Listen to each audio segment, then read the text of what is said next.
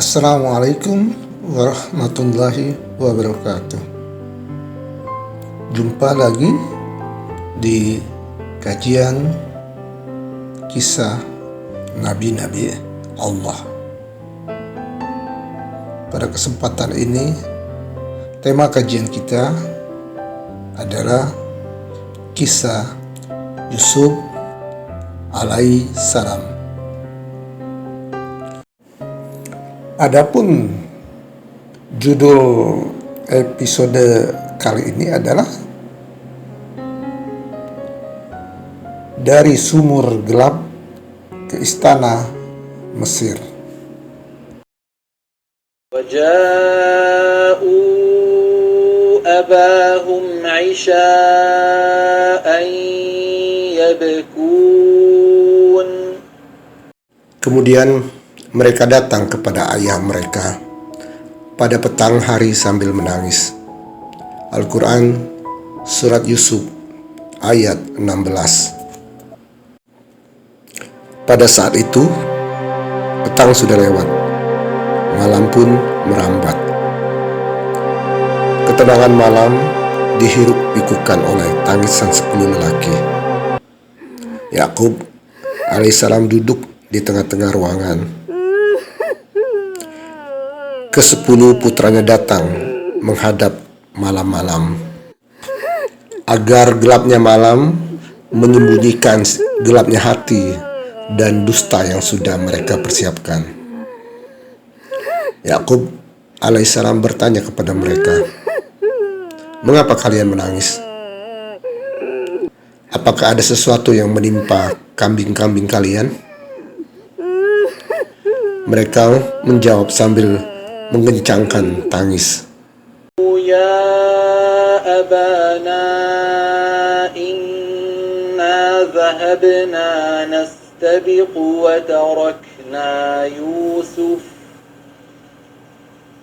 وَتَرَكْنَا يُوسُفَ عِندَ مَتَاعِنَا فَأَكَلَهُ الذِّئْبُ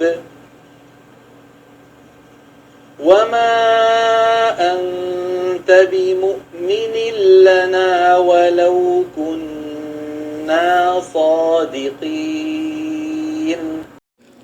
"Wahai ayah kami, sesungguhnya kami pergi berlomba dan kami tinggalkan Yusuf di dekat barang-barang kami.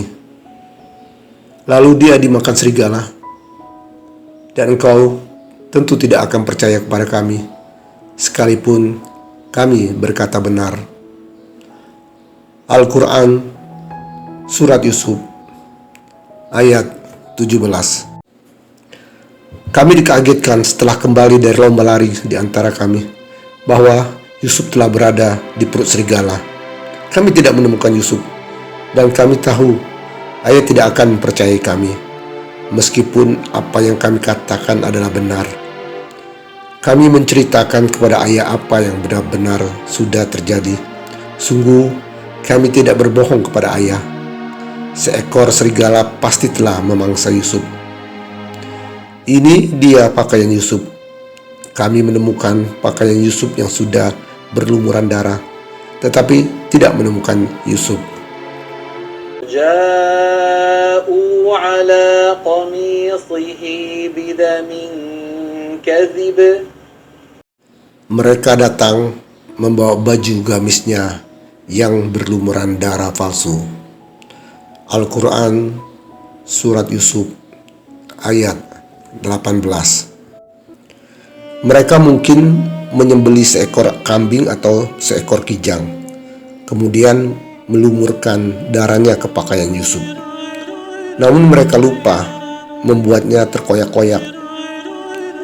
Mereka datang kepada ayahnya dengan membawa pakaian Yusuf yang masih utuh tetapi berlumuran darah.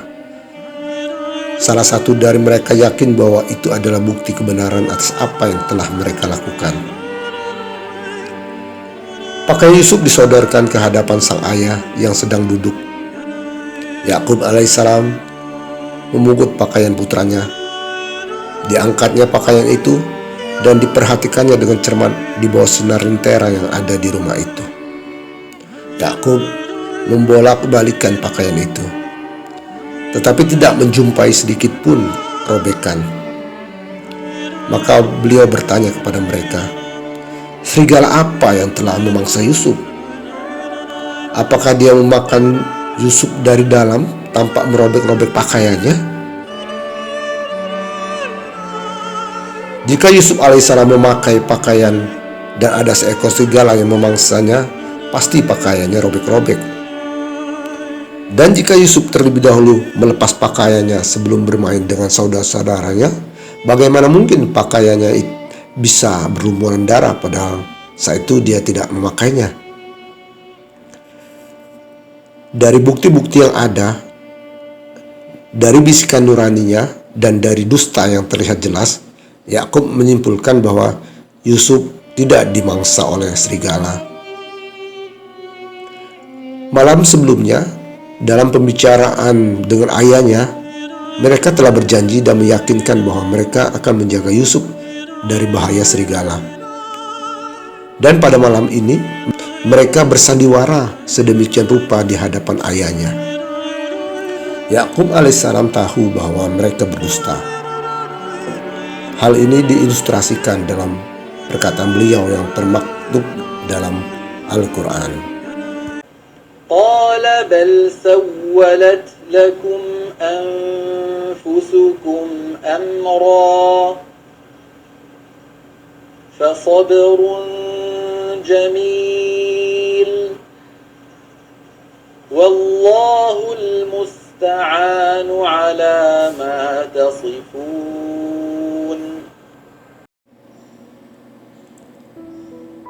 Dia Yakub berkata, sebenarnya hanya dirimu sendirilah yang memandang baik urusan yang buruk itu. Maka hanya bersabar itulah yang terbaik bagiku, dan kepada Allah saja memohon pertolongannya terhadap apa yang kamu ceritakan. Al-Quran Surat Yusuf ayat 18. Begitulah sikap seorang nabi yang bijak. Beliau memohon kesabaran atas derita yang diterimanya, dan beliau meminta pertolongan kepada Allah atas perbuatan putra-putranya. Peristiwa ini berakhir. Di layar kini tergelar gambar sebuah sumur yang di dalamnya terdapat Yusuf. Di luar sumur terbentang gunung Sahara yang luas.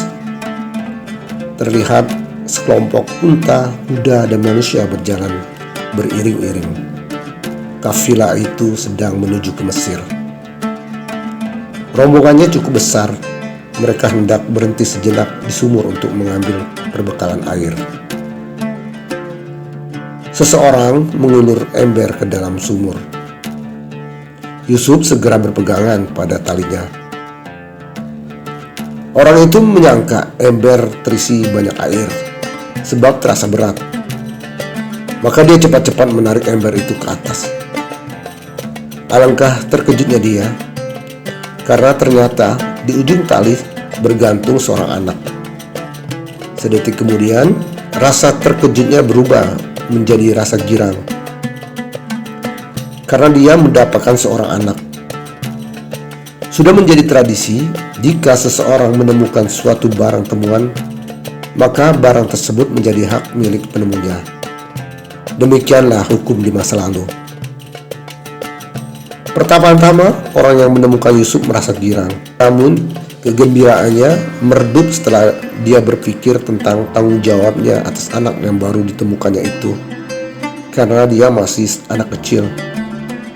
Mungkin dia kemudian berpikir bahwa dia bisa menjual anak itu dengan harga yang mahal. Orang itu ingin segera menjual Yusuf sesampainya di Mesir.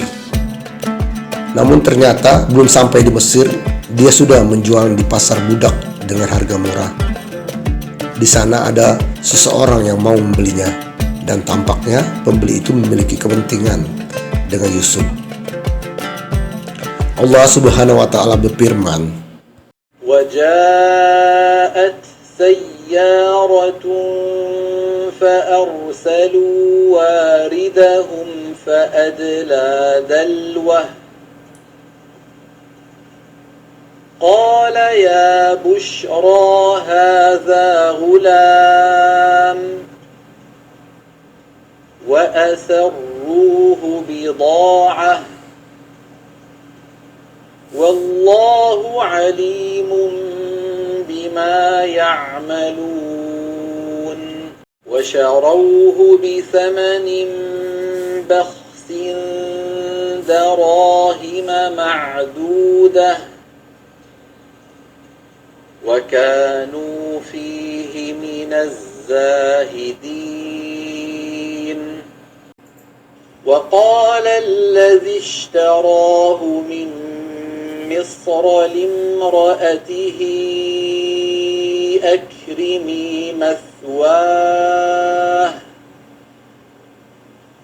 أكرمي مثواه عسى أن ينفعنا أو نتخذه ولدا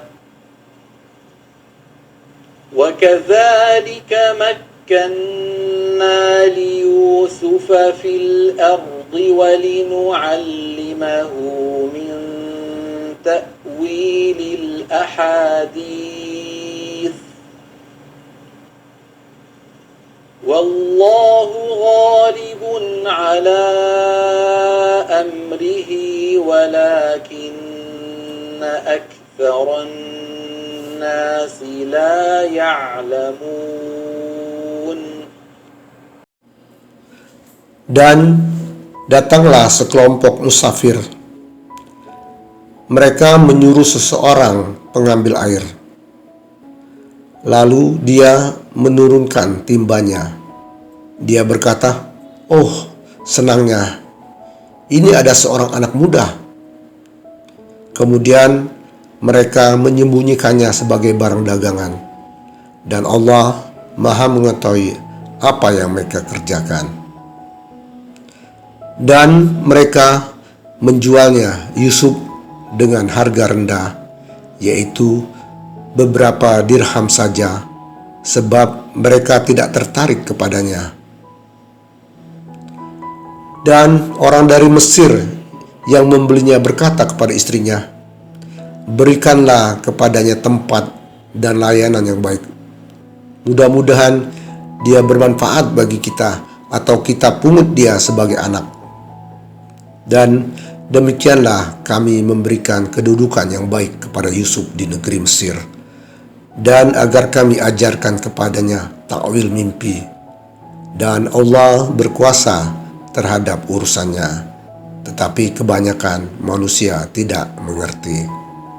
Al-Quran Surat Yusuf ayat 19 sampai 21. Lihatlah bagaimana Allah memperlihatkan hikmah yang terpendam di dalam kisah ini. Di permulaan kisahnya, Allah Subhanahu wa Ta'ala berfirman, "Dan Allah berkuasa terhadap urusannya, tetapi kebanyakan manusia tidak mengerti." Ubudiyah atau menjadi budak telah digariskan atas diri Yusuf alaihissalam. Beliau diceburkan ke dalam sumur, dihinakan, dijauhkan dari ayahnya, diangkat dari sumur, dan menjadi budak yang dijual di pasar. Seseorang dari Mesir membelinya, dan dia pun menjadi milik orang itu. Musibah silih berganti menerpa diri Yusuf, hingga daya dan kekuatannya tak lagi tersisa. Begitulah pendapat semua orang. Namun kenyataannya berbeda sama sekali dengan dugaan mereka. Yang ada di dalam benak kita adalah Yusuf alaihissalam berkubang dalam musibah, ujian, dan fitnah. Namun sesungguhnya itu adalah tangga pertama yang harus dilalui oleh beliau dalam meniti jalan kemuliaannya. Dan Allah berkuasa terhadap urusannya. Allah lah yang mengatur hidup Yusuf, meskipun manusia sibuk merencanakannya. Pada saat orang lain sibuk mengatur kehidupan Yusuf alaihissalam, rencana mereka berantakan, dan terbuktilah janji Allah Allah telah menjanjikan nubuat kepada Yusuf alaihissalam. Cinta untuk Yusuf alaihissalam datang dari orang yang membelinya. Rasa itu dicurahkan kepadanya. Dia adalah seorang pejabat negeri. Dia berkata kepada istrinya, "Muliakanlah dan sayangilah dia. Siapa tahu dia bermanfaat bagi kita atau dapat kita ambil sebagai anak kita." Lelaki ini bukanlah orang biasa, melainkan seseorang yang memiliki kedudukan penting, seorang yang termasuk pejabat teras di Mesir. Sebentar lagi kita mengetahui bahwa dia adalah salah satu tokoh terkemuka di Mesir, seorang penguasa yang berkedudukan tinggi hingga Al-Quran menyebutnya Al-Aziz, penguasa agung. Orang-orang Mesir kuno biasa memberikan sifat-sifat tertentu sebagai nama penguasa mereka: sang agung, sang adil, sang perkasa, dan sifat-sifat lainnya. Pendapat yang paling benar adalah Al-Aziz merupakan nama salah satu penguasa Mesir. Begitulah Allah menetapkan Yusuf alaihissalam di bumi ini. Beliau mendapatkan pengasuhan sebagai seorang anak di rumah seorang penguasa kerajaan. Dan Allah akan menunjukkan kepadanya takwil suatu kejadian dan mimpi. Suatu hari nanti, penguasa Mesir akan membutuhkannya. Dan Allah berkuasa terhadap urusannya. Semua ini didapatkan Yusuf setelah ditimpa ujian yang menyakitkan. Demikianlah kisah Yusuf episode ini. Sampai jumpa di episode selanjutnya. Billahi taufik wal hidayah. Wassalamualaikum warahmatullahi wabarakatuh.